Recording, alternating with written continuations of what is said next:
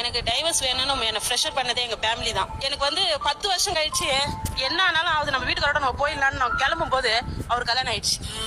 எல்லாம் ஓடுவோம், சிரிப்போம், பேசுவோம், ஜாலியா இருப்போம். ஆனா நைட் ஆகும்போது தான் அந்த ஃபீலிங் இருக்கும். வேணா நம்ம அவசரப்பட்டு வந்திருந்தா வராம இருந்திருந்தா ஒருவேளை நம்ம லைஃப் நல்லா இருந்திருக்குமோ, நம்ம நல்லா ஆக்கியிருக்கலாமோ. எனக்கு இப்போ நான் வந்து ஹார்ட் ஒர்க் பண்றேன்.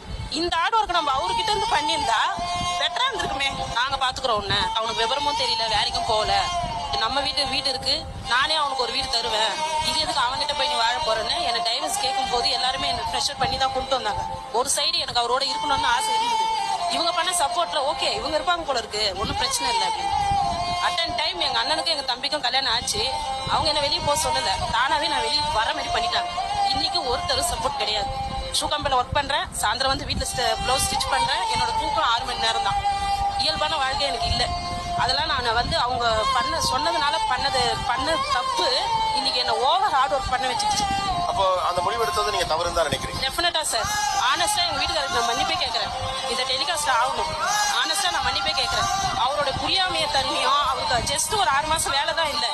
எனக்கு டேலண்ட் இருக்கு, என் கையில அப்ப வேலையும் இருந்தது. இன்கேஸ் கொஞ்சம் அட்ஜஸ்ட் பண்ணி நான் கோஆபரேட் பண்ணி அவரோட நான் வாழ்ந்திருந்தா இப்ப என் வாழ்க்கை நான் நினைச்ச மாதிரி மாறலனாலும் ஓரளவுக்கு வாழ்ந்திருப்பேன்.